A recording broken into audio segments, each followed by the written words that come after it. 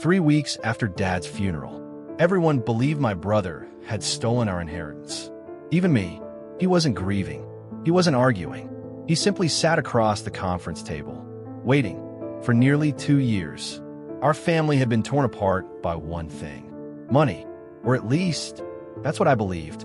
My older brother had sued our own father, the man who raised us, the man who always told us, family comes before everything. When the lawsuit became public, our relatives immediately chose sides. Most chose Dad, including me. Ryan never defended himself. He never argued at family dinners. He never tried to explain. He simply said, "The truth will come out." To me, that sounded like something guilty people said. Then Dad died, before the lawsuit ever reached trial. The rumors spread almost immediately. Ryan was going to inherit everything. Some relatives claimed he'd forced Dad into a settlement before he passed away. Others said he'd manipulated the trust. By the day of the probate meeting, almost everyone believed the same story. Ryan had destroyed our family just to collect Grandpa's $4.8 million estate. Even I wondered, had my own brother really become that greedy? Then the attorney walked into the room. Michael Hayes, Grandpa's lawyer for more than 30 years. He quietly placed a thick file on the table. Then he looked directly at Ryan. I've been waiting a long time for this day. No one understood what he meant. Michael slowly opened the file, looked around the room, and said something that made every person freeze. Your brother didn't sue your father to take your inheritance. He sued him to save it. For almost 2 years, our family believed only one version of the story. Dad was the victim. Ryan was the villain. Whenever someone mentioned the lawsuit, the room became quiet. Family dinners stopped. Birthdays became awkward. Even Christmas felt divided. Mom refused to discuss it. Claire blocked Ryan's number. Our uncles called him selfish. I did something even worse. I stopped calling him altogether. One afternoon, he showed up outside my office. I just want 5 minutes. I almost walked away. Instead, I listened. He looked exhausted, older than I remembered. I know everyone thinks I sued Dad for money, he said quietly. But one day, you'll understand why I had no choice. I shook my head. No one sues their own father unless they want something. Ryan didn't argue. He simply nodded. I hope you never have to make the choice I did. Then he left. At the time, I thought he was trying to manipulate me. Now, I wish I'd asked one more question. Back in the conference room, Michael opened another folder. This lawsuit didn't begin because of greed. It began because of a bank statement. Everyone looked confused. Michael placed several documents across the table. These are trust account records. The trust wasn't created by your father. It was created by your grandfather. He wanted every grandchild to receive an equal inheritance. Michael paused, then quietly added, "Your father wasn't the owner of that money. He was only its trustee." I frowned. What does that mean? It means he had a legal duty to protect those funds. Michael turned another page, but instead, he slowly began withdrawing money. At first, small amounts, then larger ones, until millions were gone. The room fell completely silent. I stared at the paperwork. For the first time, I wasn't looking at my brother. I was looking at Dad, and I suddenly realized the story we'd believed for 2 years had just begun to fall apart. No one moved. No one spoke. Michael let the silence settle. Then he slid another document across the table. This is where your brother became involved. Ryan hadn't been searching for hidden money. He'd been reviewing Grandpa's old trust paperwork after helping Dad organize financial records. One number didn't make sense. A transfer, then another, then dozens more. At first, Ryan assumed it was an accounting mistake. He asked Dad about it privately. Dad dismissed it. "You're reading it wrong." But the numbers kept growing. Months later, Ryan hired a forensic accountant, not to sue Dad, to prove himself wrong. Instead, the accountant uncovered something no one expected. Millions of dollars had quietly disappeared over 15 years. Luxury vacations, a lake house, 2 investment accounts, even expensive cars. Everything had been paid for, using money that never belonged to Dad. It belonged to the trust, to all of us. Ryan confronted him again. This time, Dad admitted only one thing. "I'll fix it." But nothing changed. The withdrawals continued. That's when Ryan made the hardest decision of his life. He filed a lawsuit, not against his father, against the trustee responsible for protecting Grandpa's estate. Michael looked around the room. He asked the court to freeze the remaining trust assets. He wasn't trying to take the inheritance. He was trying to stop what was left from disappearing. I felt my stomach tighten. For 2 years, I believed my brother was attacking our father. In reality, he'd been trying to protect what Grandpa had spent a lifetime building. Claire quietly shook her head. If that's true, why didn't Ryan tell us? Michael looked at her. Because the judge sealed the financial investigation. He legally couldn't, and he refused to defend himself by breaking the court's order. For the first time, I understood why Ryan had stayed silent. He wasn't hiding the truth. He was protecting the case. Then Michael reached into his briefcase one more time. There's something else. Something your father left behind. He carefully placed an old sealed envelope on the table. Across the front, in Dad's handwriting, were 5 words. Open only after my death. Michael picked up the envelope carefully. For a moment, he didn't open it. This letter wasn't part of the lawsuit. It wasn't presented in court. Your father left strict instructions. Only after every legal dispute has ended. The room became silent. Michael broke the seal. The paper inside had yellowed with age. He adjusted his glasses, then began reading. If you're hearing these words, then I waited too long. I've spent years telling myself I could fix everything. I believed one more business deal, one more investment, one more year, and I'd return every dollar before anyone ever found out. I was wrong. A heavy silence settled over the room. Michael continued, I didn't steal the trust because I hated my children. I stole from it because I convinced myself I was borrowing. At first, it was only enough to cover a bad investment. Then another, and another. Eventually, I wasn't protecting the trust anymore. I was protecting my pride. I felt my chest tighten. This wasn't the father I remembered. Or maybe it was. We had simply never seen this side of him. Michael turned to the next page. The hardest part wasn't facing the court. It was facing my oldest son. The day Ryan confronted me, I saw disappointment in his eyes. Not anger, disappointment. He gave me every opportunity to tell the truth. And every time, I chose another lie. Claire quietly wiped away a tear. Michael paused, then read the sentence that changed everything. Ryan never wanted my money. He wanted me to stop before I destroyed what my father spent his entire life building. He was trying to save your inheritance. I was the one destroying it. For years, we had blamed the wrong person. The villain had never been my brother. The villain had been the choices our father kept making. Then Michael folded the first page. There's one more letter. This one wasn't written by your father. It was written by your grandfather, and according to his instructions, it could only be opened after Dad finally told the truth. Michael carefully unfolded Grandpa's letter. Unlike Dad's confession, this one was short, only a single page, written years before any of us knew there was a problem. He began reading, My children, if this letter is being opened, then something has gone terribly wrong. I created this trust because money has a way of changing people. I never believed it would change my own son. The room was completely silent. Michael continued, I chose Richard as trustee because I trusted him. But trust isn't permanent. It must be earned again every single day. If he ever forgets that, I pray one of my grandchildren has the courage to stop him. Ryan slowly lowered his eyes. Grandpa had written those words almost 20 years earlier, long before the lawsuit, long before the missing money, almost as if he had feared this day would come. Michael read the final paragraphs. To the grandchild who protects this family, you will probably be misunderstood. You may even be hated, but never confuse popularity with doing what's right.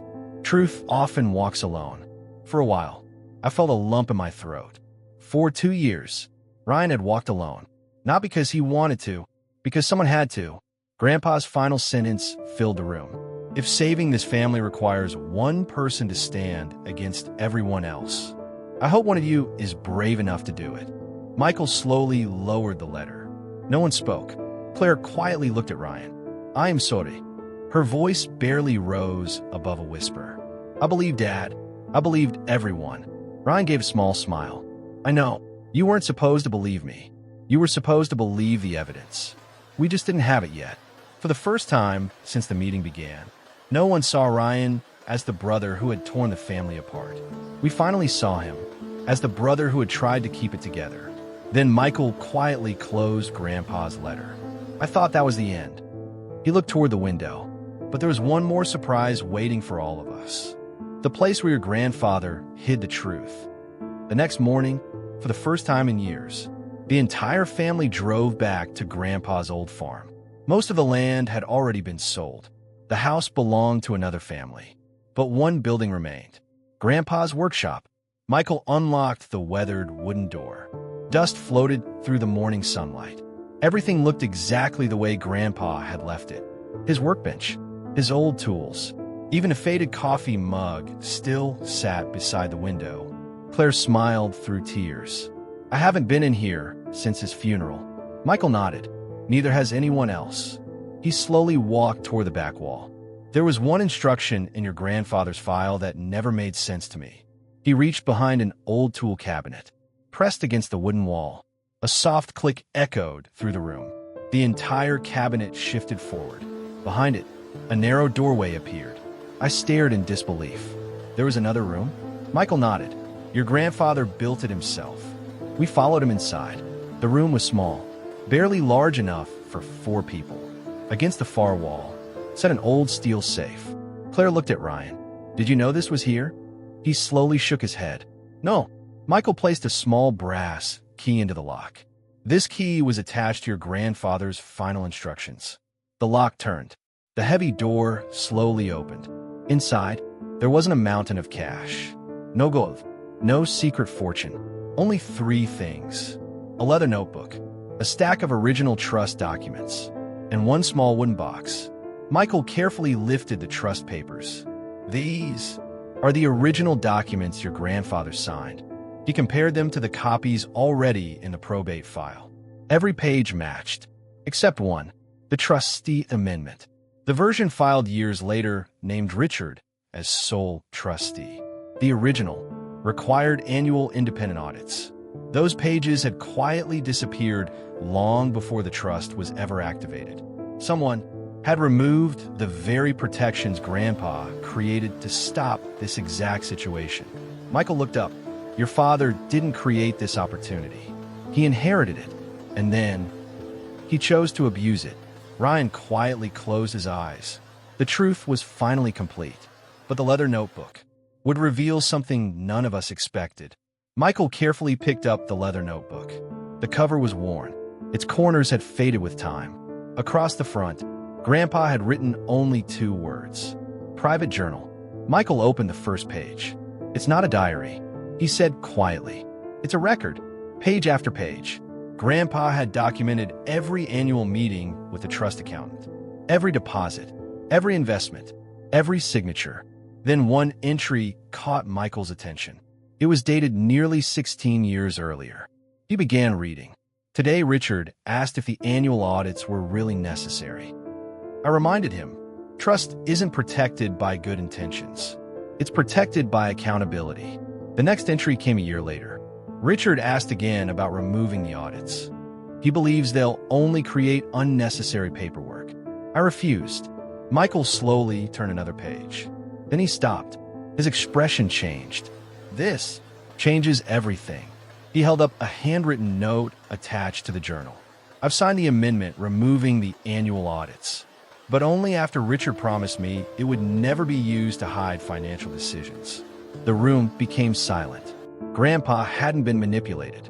He trusted his son completely. Ryan quietly looked toward the floor.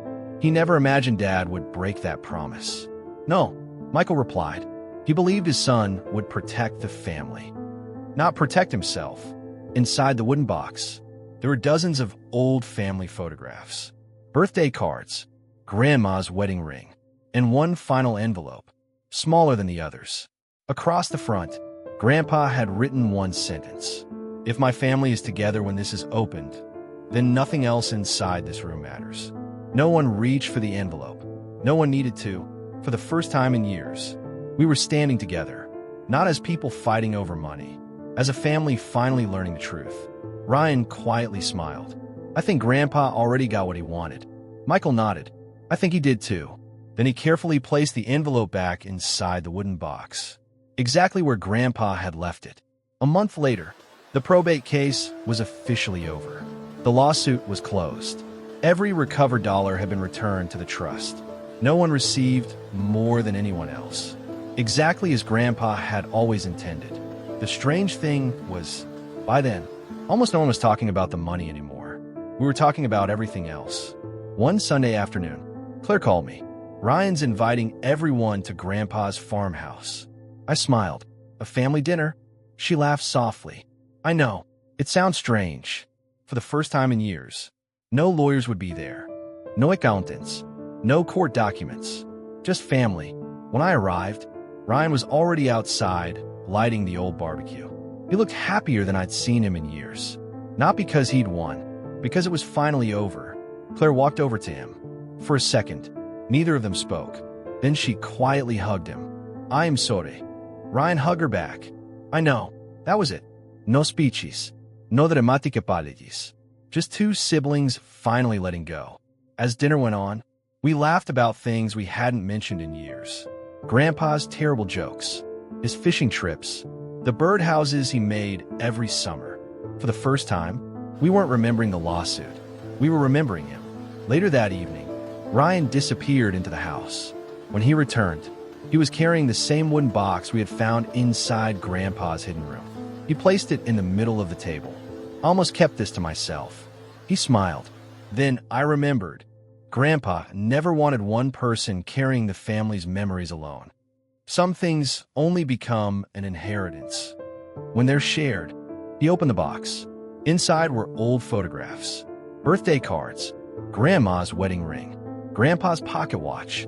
Nothing valuable, at least, not financially, but somehow, those things meant more than the millions we'd spent 2 years fighting over.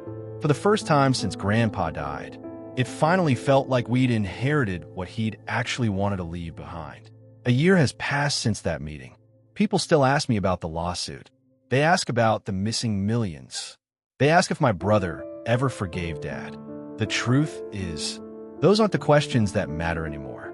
The real question is, what did Grandpa actually leave us? One afternoon, my youngest son asked me to help him build a birdhouse for school. I couldn't help smiling, because that's exactly what Grandpa used to build with us every summer. We spent hours measuring wood, hammering nails, making mistakes, laughing every time something didn't fit. When we finally finished, he proudly held it up. It's not perfect. I smiled. Neither was Grandpa's first one. That evening, after everyone had gone to bed, I opened the wooden box one last time. Inside, the photographs, the pocket watch, Grandma's wedding ring, and Dad's hidden letter. I read the final page again, not because I needed answers, because I finally understood them. Dad had spent years believing he could fix everything later. Later never came. Grandpa understood something much simpler. Money can always be earned again. Trust cannot. I carefully folded the letter, placed it back inside the box, then looked at the old family photograph. For years, I believed this story was about an inheritance. I was wrong. It was about responsibility. It was about courage. It was about one brother willing to lose his reputation, to protect the people who hated him. And in the end, Dad's hidden letter didn't save $4.8 million. It saved the one thing Grandpa had been trying to protect all along: his family. Today, our children know each other. Birthdays are celebrated together. Holiday dinners are full again. The arguments are gone, not because we forgot the past, because we finally learned from it. Whenever I look at Grandpa's old photograph, I remember one sentence written on the back. This isn't wealth, it's responsibility. I didn't truly understand those words when I first read them.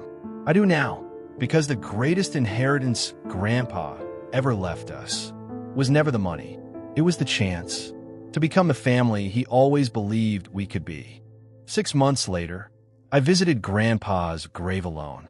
I carried 2 things with me: a small birdhouse and the old photograph from the wooden box. I placed both beside the headstone. For a long moment, I simply stood there, thinking about everything that had happened. The lawsuit, the accusations, the missing money, Dad's confession, Ryan's sacrifice, Grandpa's hidden letter. Then I smiled, because none of those things would be the story my children remembered. They would remember family dinners, birthday parties, fishing trips, and cousins growing up together, exactly the way Grandpa had always hoped. Before leaving, I looked down at the stone one last time. Quietly, almost without thinking, I said, "You were right. Money can disappear. Houses can be sold. Businesses can fail. But if a family chooses forgiveness, that becomes the only inheritance that truly lasts." The wind gently moved through the trees. For just a moment, it almost felt like Grandpa was smiling. I picked up my keys, walked back to my truck, and drove home. Not to the house Grandpa built, not to the money he left behind, but to the family he had saved.